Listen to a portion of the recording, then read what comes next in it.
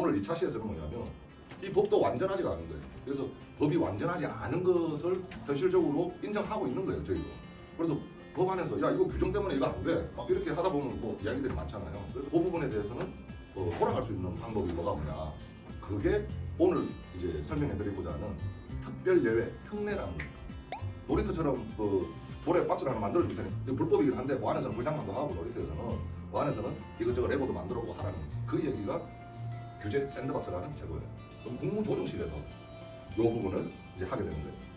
규제 때문에 안 되냐고? 당연히 안 되죠. 그러니까 이게 신청하는 거예요. 그래서 여기에 뭐 진행 절차 보게 되면 우리가 이런 사업을 하려고 하는데 이런 규정 때문에 우리가 못 하고 있어요. 규제가 우리가 해석한 게 맞나요? 규제에 대해서 이거 빨리 좀 확인 좀 해주세요. 우리 사업하려고 하는데 불법을 하는 거 없잖아요. 라고 이제 신청을 하는 거죠. 그러면은 이제 거기서 이제 서류를 받아서 그거 정말 특별히 예외로 해줘야 되는 거냐? 라고 심의를 하게 되고. 근데 이게 특례라 그랬잖아요. 법이 없거나 불법이라는 것을 가정하는 거예요, 실질적으로. 그래서 예외를 해주는 거죠.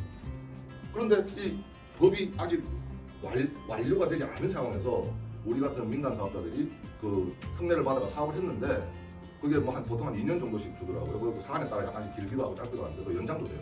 근데 특례로 해가지고 했는데 법이 안 바뀌어요. 그리고 또 연장도 안 돼. 그래서 야 이거 하지 마 이래 되는 거죠.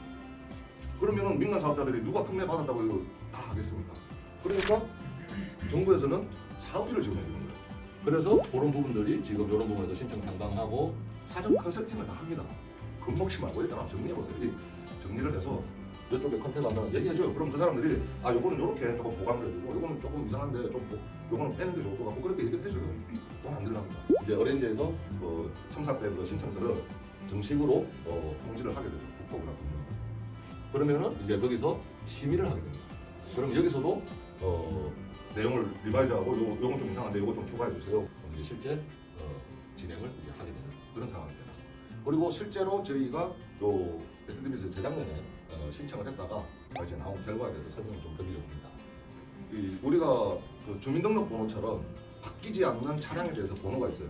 차대번호 17자리. 거기에는 생산국가라든지 제조사, 이 차에 대한 가장 글로벌하게 통용될 수 있는 17자리의 1년 넘버가 있습니다. 그 차량 번호만 우리가 쳤을 때 주차장 진입 가능 여부를 국토부에서 실시간 그 차량 대원 정보를 가져가서 알려주죠. 예스노 주차장에 대해서 반면에 때 예스노 왜 차 주차장 들어갈 때마다 남바를 인식하잖아요. 그래서 그런 내용들이 요 전반적인 내용입니다. 그러면 혼료 방지 서비스라는 거 한번 들어보셨어요? 그러니까 휘발유 차인데 경유를 잘못 넣어가지고 막 이거 차를 못 쓰게 되는 그런 여부 경우들이 있어서 차가 딱 들어오면 아예 경유 캡이 안 열리게끔 그런 서비스가 있었어요. 그걸로 특례를 받은 선례가 있어요. 그래서 이제 그거를 이제 차관에서 어차피 차량 번호만 가지고 우리가 인식을 해서 던져버리면 바로 세워놓기 총종량을 알려주면 우리가 할 수 있는 게 맞고 이미 이제 정보를 다 알고 있는 상황에서 주차장 이용하는 앱 한 사람이 이거 여기에 내가 주차하려고 하는데 괜찮아요? 라고 이제 하면 여기서 실시간으로 이제 우리한테 주는 거죠. 그 차량에 대한 정보를 우리한테 주면 이제 DNR에서는 그 TS 쪽으로 실시간으로 갔다 와서 해당 차량에 대한 재원용 가로세로비 총종량이라든지 그런 내용들을 우리가 받아가지고 예약 주차장에 대한 정보를 우리 같이 받는 거예요. 그래서 이제 예스노 값만 얘한테 주는 거예요. 애매하다 싶으면 미주 각조로 다 빼버리세요. 전체 리뷰 그러면 문제가 없잖아요. 그래서 사람들이 또 하나 실수하는 것 중에 하나는 뭐냐면 페이퍼워크를 할 때 최종적으로 누가 볼 것인가를 항상 생각하셔야 돼요. 최종적으로 나는 알고 있고 내가 이해하려고 쓴 거긴 하지만 이거를 최종적으로 보는 사람이 누굴까? 마지막 보는 사람이 최종 보잖아요. 그럼 이거를 대표자까지 올라가나 법이랑까지 보나? 근데 모를 수도 있는 게 있다 보니까 그런 부분은 미주각조를 내버려 미주각조를 잘 활용해서 핵심에 대해서 무엇 할 건가를 쓰셔야 됩니다. 그 사람들이 아까 제가 하는 것처럼 이렇게 힘들게 찾기 하면 안 돼요. 그래서 다 써줘야 돼요.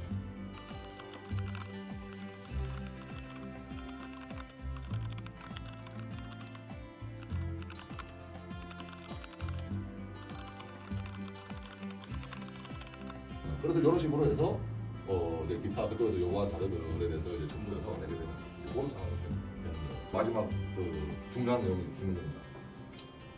적극 해석이라고 결론이 나버린 거예요. 우리는 예외로 신청한 건데 적극 해석이 됐어요. 이게 무슨 얘기냐면 아까 특례라고 하는 거는 불법이거나 법이 없다라는 걸 전제해서 특별히 예외를 해주세요라고 하는데 이 사람들이 아니야 그건 불법이나 법이 없는 게 아니라 법은 제대로 돼 있고 너희들이 그냥 하면 돼. 법을 해석하는 방식이 여러 가지가 있어요.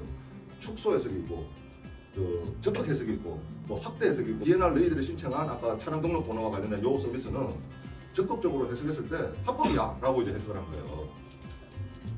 그러니까 이거는 특례가 아니야라고 되는 거예요. 그리고 우리가 적극 해석을 받아버리니까 정부 입장에서는 어떻게 됩니까? 이거 합법적인 거 사업하는데 우리가 왜 정부 지원금을 줘? 이렇게 되는 거예요. 그래서 저희는 이 비즈니스를 하지 않게 됩니다.